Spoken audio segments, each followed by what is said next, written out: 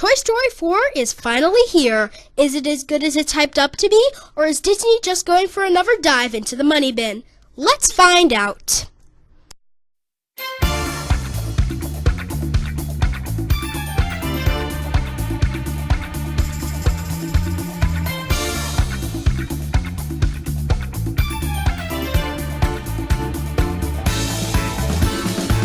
Hey guys, Captain Infinity here, and welcome back to another awesome video where today I have seen Toy Story 4, and today I am going to be giving my thoughts on the film. Was it really unnecessary like people said, or was it actually really good like the critics said? Let's find out. But before we do, please remember to hit that like button if you enjoyed today's review, and also to subscribe for more Captain Infinity uploads, and to hit that notification bell to be notified of all future uploads. Today, I think we're going to aim once again for 10 likes to see if we can just get that goal. It would be really amazing if we could, guys, but with that out of the way, let's go ahead and get straight into this review. I gotta say, Pixar did a very good job this year. Even though there was no short film in front of it, Toy Story 4 was still a very good sequel and a very good movie in general. And for those of you saying that this film is unnecessary, it really isn't. Sure, Toy Story 3 was the end of the Toys and Andy story, but this story is the end of Woody's character arc, which is more important to the Toy Story franchise because it's more about the toys than it is about the humans.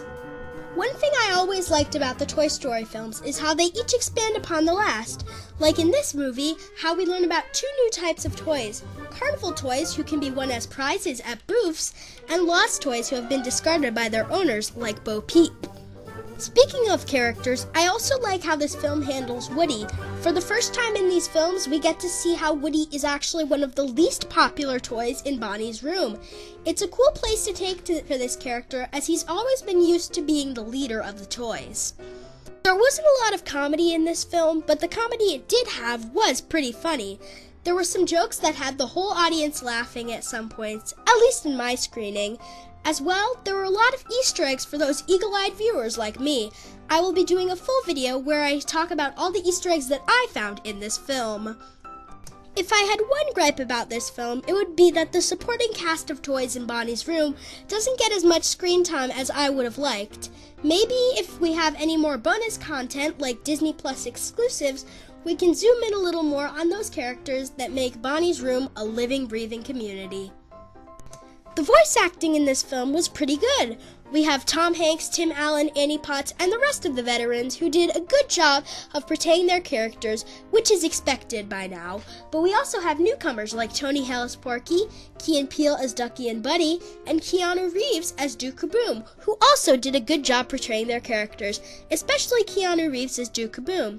He was a very exciting and exuberant character to watch.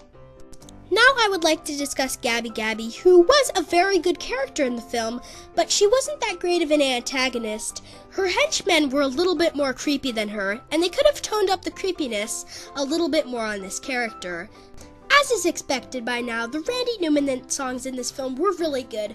There were 3 of them that played in this film in total. One was You've Got a Friend in Me, which played during the beginning of the film. 2 was a more upbeat number, which played during a montage of Forky trying to get to a trash can, and 3 was a ballad that played during the credits. Overall, they were all pretty solid, but I will say that the more upbeat song had the least symbolism in any Randy Newman song in the Toy Story franchise ever. And now we get to the final part of my review, which will be me discussing the ending of this film. And the ending of Toy Story 4 is a really powerful ending, which truly brings Woody's character arc to a close in a very emotionally satisfying way. And I know some people may not agree with this, but I think that this ending tops the ending of Toy Story 3.